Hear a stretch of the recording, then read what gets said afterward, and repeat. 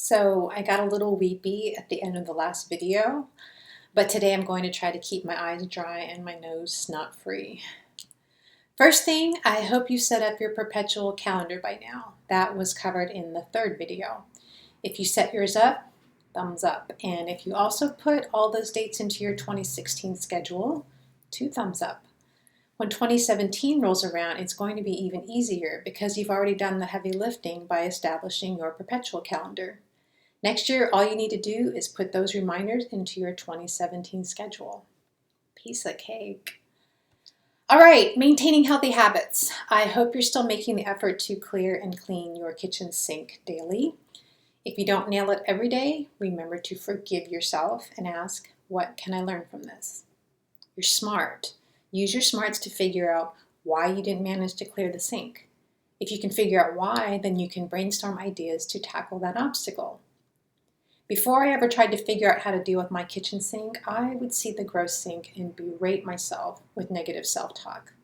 Ugh, you can't even keep a sink clean. No wonder you're alone. Who would want to be with you? That kind of self-criticism isn't helpful when we're trying to improve ourselves. It's like an athletic coach telling you how much you suck. It doesn't help you improve your game. It just makes you feel worse about yourself and want to quit the team. You want a coach who helps you figure out what you might be doing wrong and how you can do better. My main obstacle with my kitchen sink early on was that I let the dishes sit in there for a long time. That allowed the sink surface to get so grungy and gross that when I finally decided to clean it, I couldn't decide what sponge to use.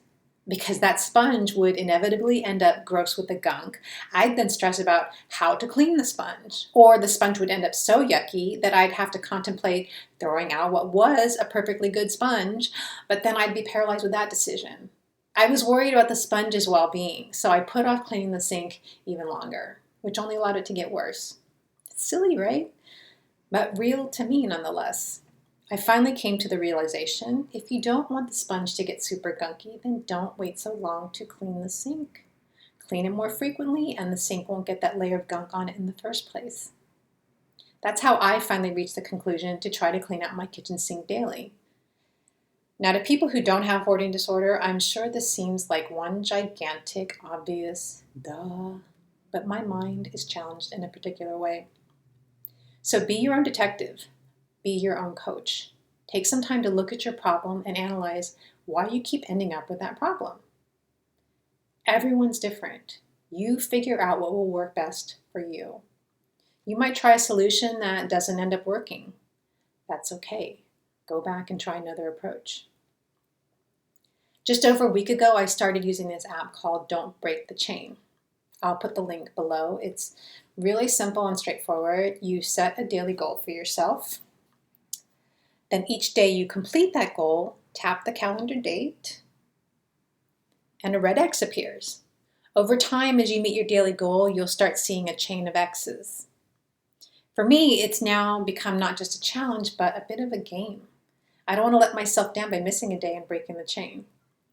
The app is free for tracking just a single goal. If you want to track multiple goals, I think there's a small fee. If you can't get the app, just use a regular calendar and X off the days.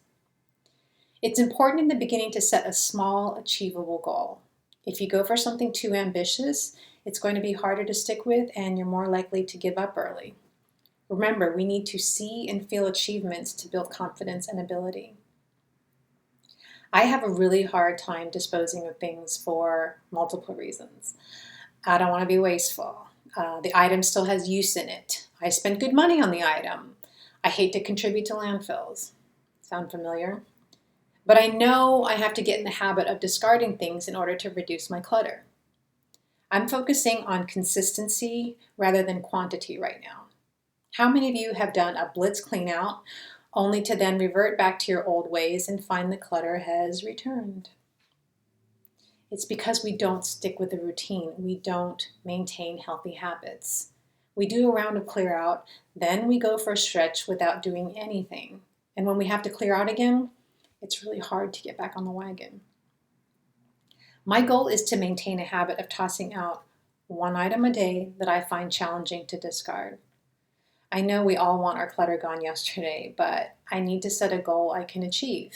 And I know from past efforts, I'm not yet able to throw out lots of things on a regular basis. So my goal is just one challenging item a day.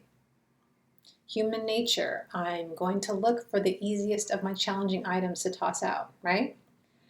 But over time, those relatively easy items will be gone and I'll have to choose from increasingly more difficult items. About 4 days into this chain, I was literally hunting around the house up until midnight for something I could tolerate throwing out because it was already getting harder.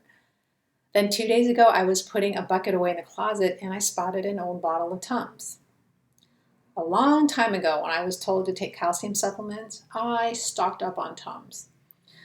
Well, just to give you an idea of how old this bottle was, it expired in 2003. I have no recollection of when I even bought it. Normally, I would immediately beat myself up for having spent money on that bottle of Tums and for misplacing it until it's now too old to consume. And I still wouldn't have thrown it out. There was a bit of that self-criticism going on through my head, but the larger thought in the moment was, score, I found my discard for the day and it's only 10 a.m. Got my red X before lunch. I can always toss out more than one item a day if I'm up to it. One is just the minimum to make sure I exercise that muscle on a regular basis. So check out the app or use a paper calendar, pick an achievable goal, and start your chain.